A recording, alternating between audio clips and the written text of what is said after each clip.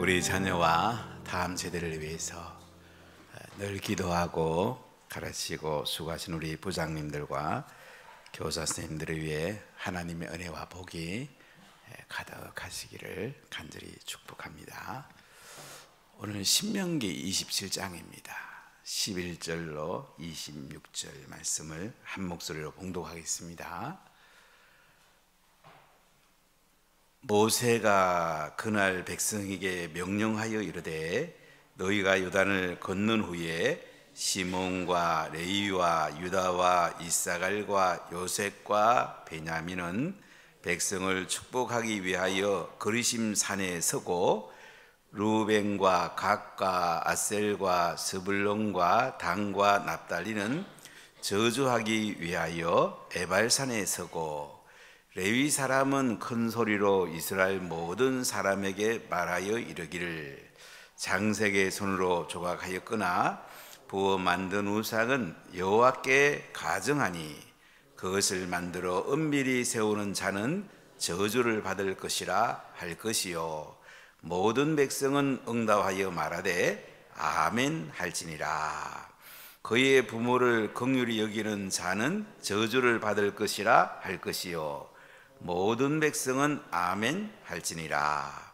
그의 이웃의 경계표를 옮기는 자는 저주를 받을 것이라 할 것이요 모든 백성은 아멘 할지니라. 맹인에게 길을 잃게 하는 자는 저주를 받을 것이라 할 것이요 모든 백성은 아멘 할지니라. 객이나 고아나 가부의 송사를 억울하게 하는 자는 저주를 받을 것이라 할 것이요 모든 백성은 아멘 할지니라. 그의 아버지의 아내와 동침하는 자는 그의 아버지의 하체를 드러냈으니 저주를 받을 것이라 할 것이요 모든 백성은 아멘 할지니라. 짐승과 교합하는 모든 자는 저주를 받을 것이라 할 것이요 모든 백성은 아멘 할지니라. 그의 자매 곧 그의 아버지의 딸이나 어머니의 딸과 동침하는 자는 저주를 받을 것이라 할 것이요 모든 백성은 아멘 할지니라. 장모와 동침하는 자는 저주를 받을 것이라 할 것이요 모든 백성은 아멘 할지니라. 그의 이웃을 암살하는 자는 저주를 받을 것이라 할 것이요 모든 백성은 아멘 할지니라. 무죄한 자를 죽이려고 뇌물을 받는 자는 저주를 받을 것이라 할 것이요 모든 백성은 아멘 할지니라. 이 율법의 말씀을 실행하지 아니하는 자는 저주를 받을 것이라 할 것이요 모든 백성은 아멘 할지니라. 아멘. 여러분에게 하나님의 은혜와 복이 가득하시기를 간절히 축복합니다. 지금 이스라엘 백성들이 모압 평지에서 가나안 땅에 들어가기 직전입니다. 애굽에서 430년 동안 노예살이하고 광야에서 38년 동안 불순종한 대가로 광야를 뱅뱅이 돌던 그들이 드디어 모압 평지에서 젖과 꿀이 흐르는 가나안 땅에 들어가게 되었습니다. 얼마나 기대가 되고 희망차고 얼마나 들어가고 싶겠습니까? 근데 들어가기 전에 출애굽한 지 40년 11월 1일에 모세가 200만 내지 300만 되는 이스라엘 백성들 앞에서 니들이 가나안 땅에 들어가서 행복하게 사는 길이 있다.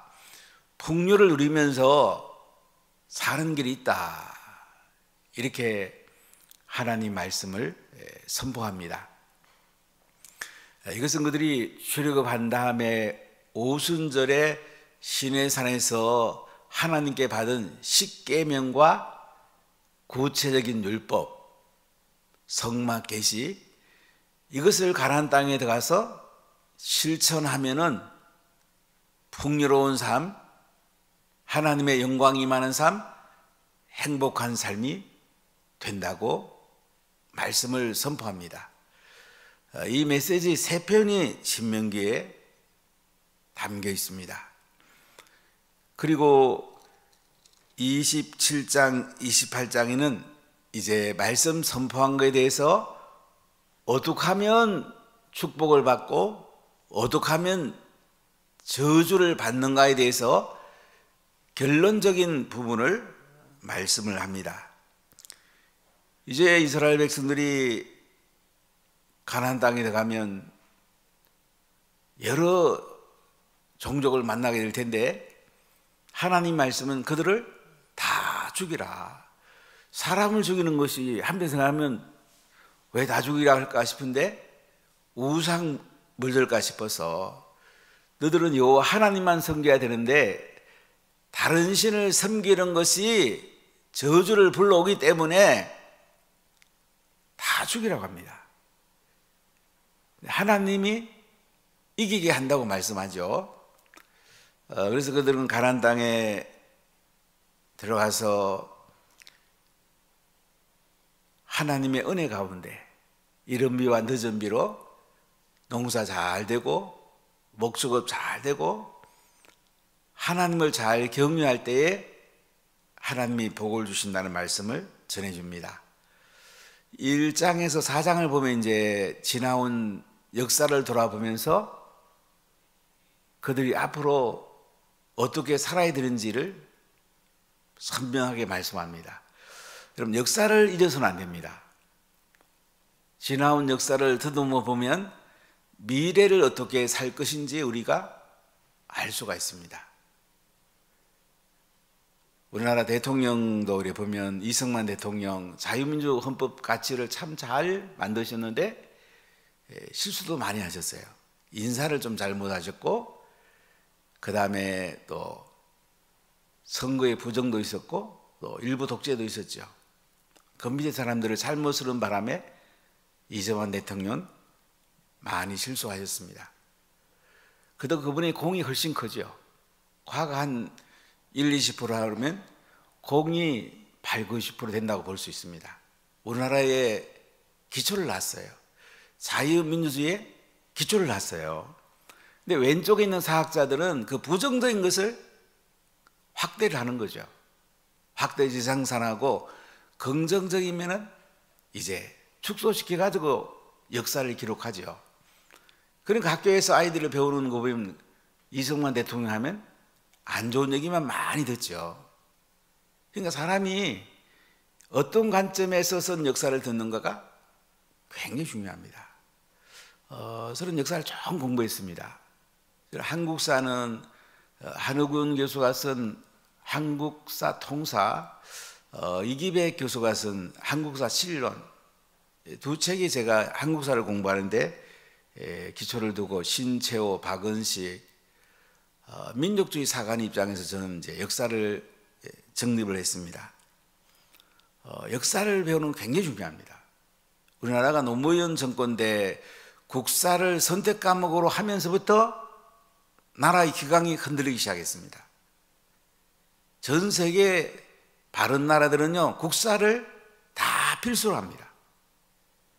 우리 자녀에게 역사를 가르치는 거 굉장히 중요합니다. 우리가 10월 달에 역사 포럼을 하는데 학교에서 제대로 안 가르치니까 교회에서 우리가 역사를 제대로 가르치는 게 중요하기 때문에 역사 포럼을 합니다. 여러분 자녀를 많이 참석을 시키세요. 바른 역사를 배워야 됩니다. 박정희 대통령 같은 경우에는 물론 5.16 혁명이라면 혁명이고 쿠데타라면 쿠데타라고 볼 수도 있죠. 그래도 북의 강명책을 써서 우리나라가 보릿고개를 넘기는 어떤 면에서는 5천년 역사에 가장 큰 일을 했다고도 볼 수가 있습니다. 물론 유신헌법이라는 또 잘못된 게 있었고요. 근데 전두환 대통령, 노태우 대통령은 지금은 왼쪽 사람들이 무조건 악평하는데 그때 경제 성장은 우리나라에 제일 많이 됐습니다. 안병직이라는 교수님이 서울대 경제학 교수님 책을 제가 몇 권 읽어본 적이 있는데 이분도 왼쪽 사람인데 전두환 노태우 대통령 때 나라가 경제가 계속 발전하는 거 보고 오른쪽으로 돌았습니다. 그분들이 어떤 면에서 쿠데타를 일으키고 잘못한 게 많죠. 그러나 경제 부강면에서는 아주 큰 업적을 남긴 사람들이에요. 그 다음에 김영삼, 김대중, 노무현, 이명박, 박근혜, 문재인, 윤석열 쭉 이렇게 대통령 정권 내려오면서 보면 부족한 것도 있었고 잘한 것도 있었는데 그래도 위험한 것은 왼쪽에 정권이 섰을 때가 나라가 많은 손해를 봤습니다. 오른쪽 정권은 실수도 많이 했지만 그러나 방향은 맞았습니다. 이 방향이 중요하거든요. 자유민주주의 방향으로 가느냐, 자유시장 경제의 원리로 인해서 경제가 발전하느냐, 양성평등의 가치로 동성애를 인정하지 않느냐, 이 방향이 중요하고요. 방향 다음에 이제 속도가 중요하죠. 그러니까 방향을 봐야 됩니다. 이 나라가 앞으로 어떤 나라로 갈 건가, 방향을 보는 것이 굉장히 중요해요. 이게 신명기 1장부터 4장의 핵심이 뭐냐면, 야, 아들아, 너희들이 역사를 한번 돌아봐라. 돌아보면 어떻게 살 것인지 미래 지혜가 보이잖아요. 그리고 5장의 신명기에 대해서 10계명에 대해서 자세히 말씀하죠. 6장부터 11장까지는 이 10계명을 반드시 지키라. 신명기에 제일 많이 나오는 단어를 한번 찾아보세요. 행하라, 지키라, 순종하라. 10계명 아무리 많이 배워도 순종 안 하면 우리가 행복하게 살 수가 없습니다. 순종하라는 거죠. 그 다음에 12장부터 26장까지는 구체적인 율법. 그러면 신명기에서 이 10계명을 핵심 헌법으로 담고 있는데 이걸 그러면 구체적으로 어떻게 지켜야 되느냐. 법률적인 조항, 시행령, 시행 지침을 얘기해요. 그리고 27장, 28장에서는 이제 가나안 땅에 들어가서 그들이 어떻게 이것을 지켜낼 수 있는가. 우리 헌법으로 말하면 국민의 그 인권을 담고 있는데 인간이 주는 것 같이 행복 추구권, 이게 이제 핵심 가치입니다. 이걸 위해서 이제 자유권, 평등권, 생활권, 이 기본권이 보장되는 것이 헌법의 핵심인데 가만 놔두면 무정부 상태가 되기 때문에 기본권이 보장이 될 수가 없잖아요. 그래서 국회와 정부와 법원, 이 세 축이 견제와 균형을 잘 이루면서 국민의 기본권을 잘 보장할 수 있느냐, 이게 헌법의 핵심이죠. 그러니까 이스라엘 백성들이 가나안 땅에 가면 10계명을 지키고 구체적 율법을 어떻게 지킬 수 있느냐, 이게 이제 권력교육으로 말하면 왕을 세우고 제사장을 세우고 선지자를 세워서 견제와 균형을 이루어야 되는데, 이것이 오늘 27장에 보면 이제 에발산에다가 큰 돌을 세워서 이 모든 율법을 기록해라 이거야. 석회를 바르고 거기다가 기록해라. 우리나라도 보면 진흥왕 순수비라든지 강계토항비라든지 비석에다가 그 사람들의 업적을 담잖아요. 그래서 가나안 땅에 그들이 가면 하나님 앞에 지켜야 될 하나님 주신 계명을 기록하라 이거죠. 기록하고 나서는 어떻게 해요? 지키는 게 중요합니다. 예수님 믿는 우리들이 행복하게 풍성하게 사는 길은 하나님 말씀을 지키는 거예요. 개신교는 예수님 믿고 구원받는 데 모든 초점을 너무 맞추는 것 같아요. 구원받고 나서는 어떻게 사느냐, 이 조화를 이루어야 됩니다. 칭의와 조화를 이룰 때 우리가 아름다운 하나님 나라 형상을 닮은 사람이 될 수가 있어요. 자, 오늘 말씀 보면 이제 이스라엘 백성들이 가나안 땅에 갑니다. 세겜에 이릅니다. 세겜에 가면 남쪽에 거리심산, 그 옆에 바로 위쪽에 에발산이 있습니다. 이 거리심산에는 축복의 산, 오늘 축복을 선포하고 에발산에서는 저주를 선포하라. 제가 두 산에 올라가 봤는데요. 거리심산에 올라가면 이제 그 위에 사마리아 사람들이 그 예배드리는 그런 성전이 있어요. 지금도 터가 남아 있고, 에발산에 올라가 보면 한 940m쯤 되는데 나무가 없어요. 제일 위쪽으로 올라가면 민둥산이에요. 거리심산 쪽에는 또 나무가 많아요. 그래서 여기 보면 6지파는 거리심산에 서고 또 6지파는 에발산에 서서 제사장들이 하나님 말씀을 선포하면 백성들이 아멘 하라. 오늘 이렇게 말씀하는 걸 볼 수가 있는데요. 자, 여러분 11절, 12절, 13절까지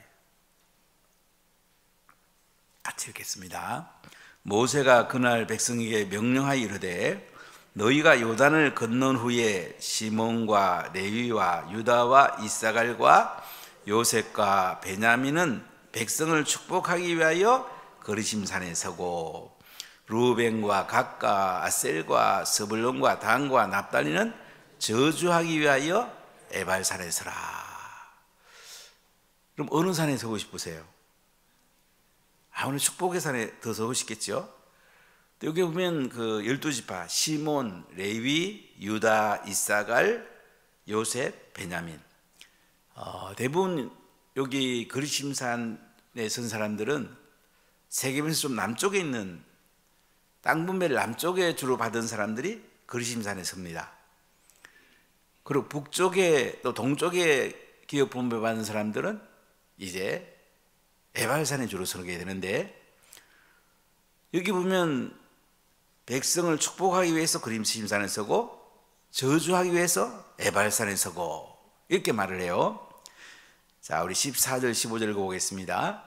레위 사람은 큰 소리로 이스라엘 모든 사람에게 말하 이르기를 장색의 손으로 조각하였거나 부어 만든 우상은 여호와께 가증하니 그것을 만들어 은밀히 세우는 자는 저주를 받을 것이라 할 것이요 모든 백성은 응답하여 말하되 아멘 할지니라. 자, 이렇게 레위 사람이요 큰 소리로 이스라엘 백성들에게 말을 하래요. 첫 번째 어떤 말을 하라는 겁니까? 장색의 손으로 조각하였거나 부어 만든 우상은 여호와께 가증하니 이것을 만들어 은밀히 세우는 자는 저주를 받을 것이라. 그러니까 우상 숭배하는 죄가 제일 큰 죄잖아요. 하나님을 떠나게 하는 죄잖아요. 이렇게 하면은 모든 백성은 아멘 이렇게 하라는 거죠. 왜 여기 축복을 강조하지 않고 저주를 강조할까요? 사람들은 축복을 다 듣고 싶지 저주 듣고 싶은 사람은 거의 없잖아요. 강한 메시지라 그럴까요? 거꾸로 하면 니들이 우상 숭배 안 하고 오직 유일한 하나님만 잘 예배하면 니들은 축복받는다, 그 말이잖아요. 니들이 우상 숭배하고 하나님 예배 잘 안 하면 저주받아. 여러분 이거 잘 생각해 보세요. 우리 자녀가 지금 저주받고 있는지 축복받고 있는지. 우리 자녀가 예배를 잘 안 드리고 있으면 뭐예요? 이미 저주받고 있는 거야. 그러지 않나요? 우리 자녀들이 예배를 잘 안 드리고 있어, 그죠? 주일날 교회도 안 오고 또 예배 드리도 신령과 진정으로 예배 안 드리고, 그건 뭐야? 저주받고 있는 거야. 그러지 않나요? 그렇죠? 잘 생각해 보세요. 앞으로 잘 되겠죠. 그러려면 지금 시작이 돼야 돼요. 그래, 부모님들이 자녀들이 예배를 잘 들게 하는 것이 부모가 해야 될 가장 중요한 일이에요. 가정식탁 예배 드리면서 말씀을 전수하는 것이, 이것이 부모가 해야 될 가장 중요한 일이라고요. 자녀들이 예배 잘 안 드려도, 말씀 잘 안 들어도 그냥 부모님이 관심도 그러면 그 부모님은요, 그러면 안 돼요. 자녀가 저주받는데 놔두는 사람 어디 있어요? 자녀가 불 속에 들어갔는데도 그냥 놔둬요? 다 죽어도 괜찮아요? 우상 숭배하지 않게 하는 것이 가나안 땅에 들어가서 하나님이 가장 원하는 거야. 아니, 자녀가 예배도 잘 안 드리는데 밥이 들어와요? 잠이 와요? 그런 부모가 어디 있어요? 예배 드리는 것이 제일 중요하단 말이에요. 앞으로 어떻게 되겠지? 어떻게 알아요? 어떻게 되겠지? 정말 자녀를 위해서, 다음 세대를 위해 정말로 기도하십시오.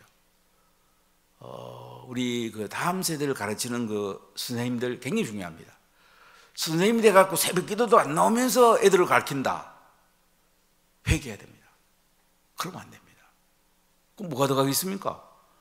여러분, 부모님이 자식한테 밥 한 그릇 줘도 따뜻한 밥 주지 않아요? 제가 밖에 나가서 추운 겨울에 들어오면 할머니는 아랫목에다가 이 그릇에다가, 녹그릇에다가 뚜껑 덮어가지고 따뜻하게 해놨다가 저한테 주던 기억이 지금 많이 나요. 우리 다음 세대 자녀들에게 말씀을 잘 태워서 성령의 기름을 부어가지고 그 말씀을 가르쳐야지, 찬밥 주는 부모가 어디 있어요? 찬밥 주는 그 교사가 어디 있어요? 따뜻하게 성령의 불로 데워야 돼요. 그래서 그들을 살려내야 됩니다. 교사의 사명은 정말 중요한 거예요. 자, 두 번째 16절 읽어보겠습니다. 그의 부모를 긍휼히 여기는 자는 저주를 받을 것이라 할 것이요 모든 백성은 아멘 할지니라. 예배 잘 드리는 거 다음에 그 다음 중요한 게 뭐예요? 부모님 공경하는 거. 아멘. 부모님 공경하는 거. 서준이는 예배 잘 드리죠? 부모님 잘 공경하죠? 아니? 앞으로 용돈 받아도 하나님께 11조, 부모님께 11조. 알았죠? 할머니, 할아버지가 하면 세배하면 세뱃돈 주죠? 10만 원 주면 어떻게 해야 되겠어요? 하나님께 10만 원, 부모님께 만 원. 알겠죠? 그렇게 하는 거야. 그렇게 하면 하나님이 서준을 크게 축복할 거다. 알았죠? 이 작은 가짐, 이런 게 우리 자녀를 크게 만드는 거예요, 여러분. 작은 데서 모든 게 시작돼요. 제가 사는 동네를 가보면 고향에 우리 집에서 내려가는 물은 금강으로 갑니다. 고개 하나 넣으면 그 물은 낙동강으로 가요. 작은 데서 모든 게 시작되는 거야. 우리 자녀가 말씀 암송하고 예배 잘 드리고 부모님 잘 공경하고, 여기서부터 우리 자녀가 복을 받는 거예요. 애들이 부모님을 공경 안 하는데도 그냥 놔두는 거야. 지가 알아서 하겠지. 알아서 하긴 무슨 알아서 해요. 어릴 때부터 부모 공경하게 만들어야지. 그러죠? 그 기초가 들은 11조 부모님께 드리라는 걸 생각해요. 부모님께 11조도 못 드리면서 부모님을 잘 공경할 수 있겠습니까? 부모님을 긍휼히 여기는 자는 어떻게 하라고요? 저주받는데, 저주. 자, 17절 읽어볼까요? 그의 이웃의 경계표를 옮기는 자는 저주를 받을 것이라 할 것이요 모든 백성은 아멘 할지니라. 경계표를 옮긴다는 것은 재산권을 침해하는 거야. 우리 형법 조항에 보면 재산에 관한 죄가 많이 나옵니다. 나무 재산 탈취하면 안 되죠. 우리 헌법에도 생활권, 국민의 기본의 생활을 정부가 잘 보장하는 거 굉장히 중요합니다. 자, 그 다음에 18절, 19절 읽어보겠습니다. 맹인에게 길을 잃게 하는 자는 저주를 받을 것이라 할 것이요 모든 백성은 아멘 할지니라. 객이나 고아나 가부의 송사를 억울하게 하는 자는 저주를 받을 것이라 할 것이요 모든 백성은 아멘 할지니라. 사회적 약자를 잘 보호하라는 거예요. 여러분, 어떤 대통령이 되면 사회적 약자가 잘 보호될까? 이거 굉장히 중요합니다. 우리 70년대는 노동운동 한 분이 종종 있으세요. 제가 나가는 교회가 이제 이 사회적인 이쪽에 관심이 많은 교회였는데, 한 분은 서울 의대 다니는 김양호라는 학생이 여름에 한 달 동안 구로공단에 가서 일을 하고 왔어요. 근데 일하는 중에 노동자 한 명이 다친 거예요. 다리가 끊어졌어요. 그래 병원에 이제 방문을 하게 됐는데 돈을 얼마씩 이제 내서 이제 방문을 했는데 그때 노동하는 분들은 그 돈 만들려고 몇 개씩 굶고 이렇게 돈을 만들었대요. 근데 이 친구는 그냥 자기 가지고 간 돈을 쑥 냈대요. 근데 그런 얘기를 하대요. 아무리 노동자의 심정을 이해하려고 해도 그 속에서 일하는 사람하고 잠깐 가서 그들의 삶을 한번 공유해 보려는 사람은 이거 좀 아무리 해봐도 안 되더라. 그 얘기를 하더라고요. 이번에도 어떤 한 작가가 또 뭐 엉뚱한 얘기 한 거 보니까 이 무슨 얘기예요? 그 사람은 노동자, 뭐 농민, 뭐 약한 사람들 편에서 나고 엄청 해놓고는 속에는 딴 생각하고 있는 거예요. 살기는 다르게 살고 있는 거예요. 같이 그들이 공유한다는 건 쉬운 거 아니에요, 사실요. 그러니까 맹인을 길을 이렇게 하는 자는 저주받고요. 객이나 고아를 가부를 송사를 억울하게 하면 저주만 안 돼요. 약한 자를 우리가 잘 손대야 됩니다. 그러면 삼계탕대 이런 거 하면 와서 봉사하세요. 교회도 약한 분 있으면 자꾸 부축해 드리세요. 자꾸 성기 드리세요. 이게 복 받는 길이에요. 자, 20절부터 몇 절 같이 읽어보겠습니다. 그의 아버지의 아내와 동침하는 자는 그의 아버지의 하체를 드러냈으니 저주를 받을 것이라 할 것이요 모든 백성은 아멘 할지니라. 짐승과 교합하는 모든 자는 저주를 받을 것이라 할 것이요 모든 백성은 아멘 할지니라. 그의 자매고 그의 아버지의 딸이나 어머니의 딸과 동침하는 자는 저주를 받을 것이라 할 것이요 모든 백성은 아멘 할지니라. 장모와 동침하는 자는 저주를 받을 것이라 할 것이요 모든 백성은 아멘 할지니라. 오늘 그 에발산 그리심산의 그 12지파 앞에서 레위인들이 아멘하라고 한 중에 보면 성적 범죄가 제일 많이 나옵니다. 12가지 범죄 가운데 4가지가 성적 범죄예요. 이거 보면 말도 안 되는 얘기를 하죠. 아버지 아내랑 동침한다. 근데 루벤이 사실 그 비라란 그 아버지 아내하고 동침한 적이 있어요. 그래서 저주를 받죠. 루벤 지파 보면 힘을 못 씁니다. 짐승과 교합한다. 이 동성애 가운데 이 짐승과 이게 또 이건 뭐 말이 됩니까 이게? 또 아버지의 딸, 어머니의 딸, 이복 형제 간에도 잠자르는 거 이거 저주받는다. 장모랑 또 동침한다. 이 말도 안 되는데 그런 일이 있었단 말이죠. 이렇게 성적으로 부정하면 저주를 받는데요. 동성애 저주 받습니다. 그래서 여러분들이 이번에 대통령 선거에도 동성애를 찬성하는지 안 하는지 잘 보세요. 동성애 유보하는 건 찬성하는 거예요. 동성애 지지하는 사람이 대통령 되면 나라가 어떻게 되겠습니까? 저주받잖아요. 성경이 그렇게 말하지 않습니까? 자, 그 다음에 24절 한번 보겠습니다. 그의 이웃을 암살하는 자는 저주를 받을 것이라 할 것이요 모든 백성은 아멘 할지니라.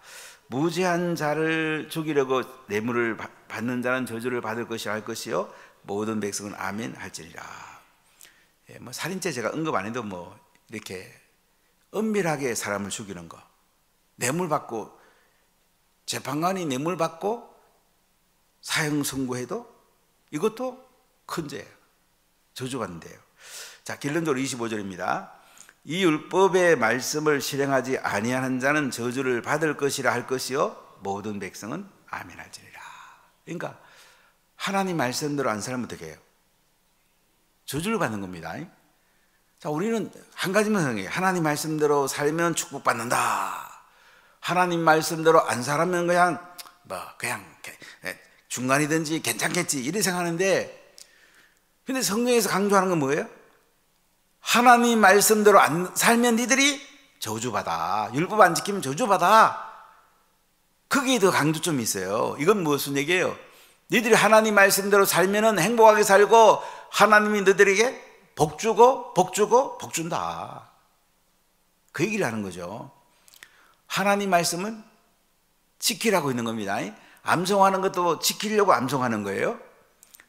여러분, 오늘 이제 투표하는 날인데 우리 주에 연약한 분들, 혼자 가기 힘든 분이면 참 잘 부축을 좀 해주세요. 우리 마을장도 한번 전화도 한번 해보시고, 우리 교육자들도 한번 좀 이렇게 연약한 분들 한번 전화 한번 해보세요. 투표장에 가시는지 갔다 오시는지. 그러면 힘들어서 못 간다면 좀 부축해 주세요. 그러면 여러분들 복을 받습니다. 성경이 그렇게 말씀하잖아요. 아멘. 오늘 중요한 날입니다. 대한민국의 100년이 앞으로 어떻게 될 건가? 자유민주주의, 자유시장 경제원리, 양성평등의 가치, 동성애가 안 이루어지고 나중에 남북이 통일되는 기초를 놓는,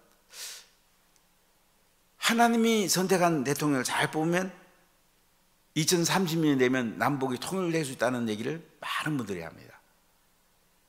굉장히 중요한 기로에 서 있는 날이에요. 여러분 정말로 기도하고 오늘 잘 투표하시고 또 주변 사람을 잘 섬기면서 같이 또 잘 투표하십시오.